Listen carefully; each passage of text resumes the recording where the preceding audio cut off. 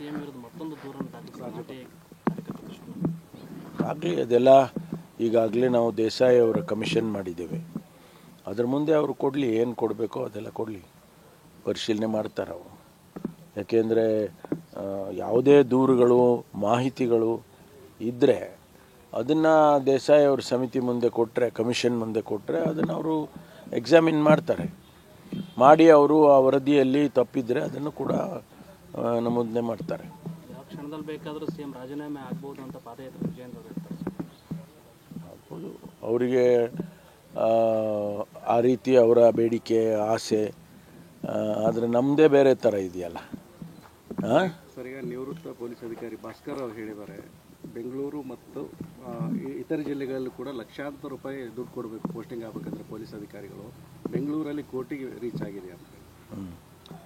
ಯಾರಿಗೆ ಕೊಡ್ತಾರೆ, ಯಾರು ಕೊಡ್ತಾರೆ ಅದೆಲ್ಲ ಸ್ವಲ್ಪ ಮಾಹಿತಿ ಇದ್ದರೆ ಅವರು ನಮಗೂ ಹೇಳಿದರೆ ಭಾಳ ಒಳ್ಳೆಯದು. ಅದಕ್ಕೇನು ಕ್ರಮ ತಗೋಬೇಕೋ ತಗೊಳ್ಳೋಣ.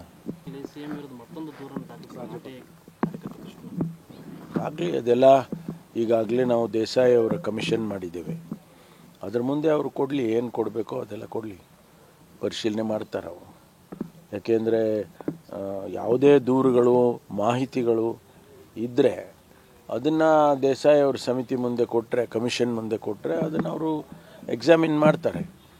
ಮಾಡಿ ಅವರು ಆ ವರದಿಯಲ್ಲಿ ತಪ್ಪಿದರೆ ಅದನ್ನು ಕೂಡ ನಮೂದನೆ ಮಾಡ್ತಾರೆ. ಯಾವ ಕ್ಷಣದಲ್ಲಿ ಬೇಕಾದರೂ ಸಿಎಂ ರಾಜೀನಾಮೆ ಆಗ್ಬೋದು ಅಂತ ಪಾದಯಾತ್ರೆ ವಿಜಯೇಂದ್ರ ಹೇಳ್ತಾರೆ. ಆಗ್ಬೋದು, ಅವರಿಗೆ ಆ ರೀತಿ ಅವರ ಬೇಡಿಕೆ ಆಸೆ. ಆದರೆ ನಮ್ಮದೇ ಬೇರೆ ಥರ ಇದೆಯಲ್ಲ. ಸರ್, ಈಗ ನಿವೃತ್ತ ಪೊಲೀಸ್ ಅಧಿಕಾರಿ ಭಾಸ್ಕರ್ ಅವರು ಹೇಳಿದ್ದಾರೆ, ಬೆಂಗಳೂರು ಮತ್ತು ಇತರ ಜಿಲ್ಲೆಗಳಲ್ಲೂ ಕೂಡ ಲಕ್ಷಾಂತರ ರೂಪಾಯಿ ದುಡ್ಡು ಕೊಡಬೇಕು ಪೋಸ್ಟಿಂಗ್ ಆಗಬೇಕಂದ್ರೆ ಪೊಲೀಸ್ ಅಧಿಕಾರಿಗಳು.